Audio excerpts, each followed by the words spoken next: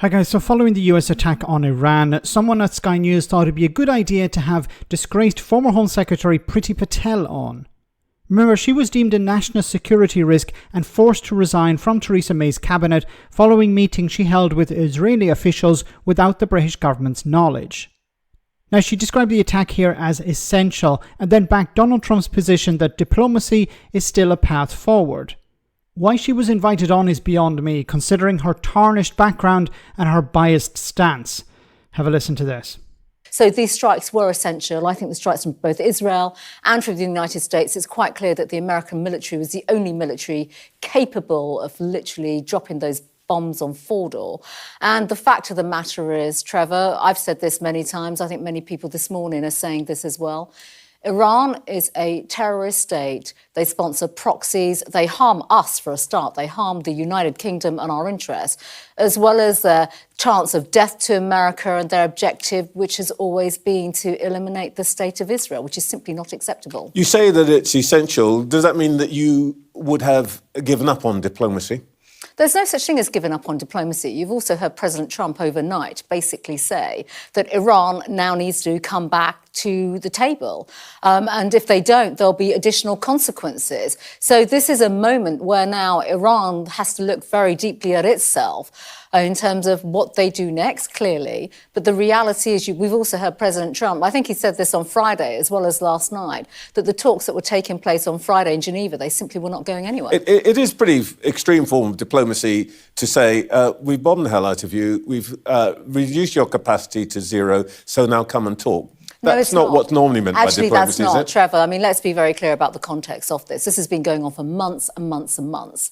It was President Trump in the United States of America that actually brought Iran to the negotiating table. I don't want to say negotiating table, but to the talks. There were talks that were underway. And it was while those talks were taking place that Iran basically demonstrated that they were not acting in good faith. We had the IAEA report. We learnt so much more about the capability of Iran. And by the way, it's not just on nuclear, it's also on ballistic missiles. We should recognise that Iran has been supporting Putin in Putin's attacks on Ukraine. Okay, so this is what she's doing here is trying to create the case for regime change. And this was the plan all along. It was not about Iran's nuclear capacity. It was not about ballistic missiles. It was about regime change. That's what they're doing. They're not... The idea that Donald Trump is bombing Iran to bomb them to the negotiating table is for the birds. It's for, or it may actually happen, but it's for show. This is not the end goal. The goal here, of course, is regime change. She didn't mention so much about Iran's nuclear capacity. She's talking about how they're preaching death to America, how they're threatening Israel, how they're threatening Britain. So how do you negotiate peace with a regime like that? You can't. So obviously she's putting in place the measures. She has no power, but this is the narrative we're going to see going forward. Look, it's not working. We need a change of government in Tehran. That's what they're going to do. This was the plan all along, regime change. And to hell with the consequences of that. Now, the US already have somebody lined up, the son of the Shah, who used to be the king or the leader in Iran before the Islamic Revolution. Somebody who was, of course, not very popular, to put it mildly, in Iran, which resulted in the Islamic Revolution. So the idea of you just put in a pro-Israeli, pro-American, pro-Western leader in there, and that this will resolve the problem. No, this will create problems further down the road. This is not about Iran's nuclear capacity. This is not about peace. This is about regime change. That's what they wanted all along. And they may get it, unfortunately.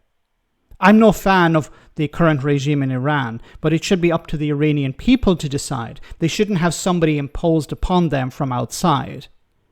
And at least be honest with the public, be honest with Iranians, and say, we want to replace the government. We're using the nuclear program as an excuse. Because we can't be honest with you. We can't come out and say we want regime change at the very beginning. We'll say it eventually, and that's what we're going to see. Like, how could anyone trust Donald Trump at this stage? How could the Iranians trust him? How could the Iranians negotiate anything. Donald Trump has talked about unconditional surrender.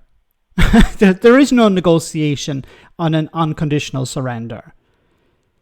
So it's all an attempt to convince the public, first of all, that there's a nuclear threat that needs to be eliminated. And then, of course, the next step will be, well, look, this regime can't stay in place. It needs to go. So the public has been softened up, first of all, based on this so-called threat. And then the public will be convinced, actually, the people of Iran want change. The people of Iran are suffering under this regime. The people of Iran need a new leader.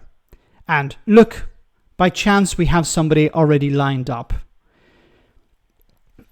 I want to get back to the point about Priti Patel. Priti Patel is a disgraced politician. Why was she invited on to Sky News to talk about this very important topic? What is she doing? Why is she there? What value does she add to the conversation?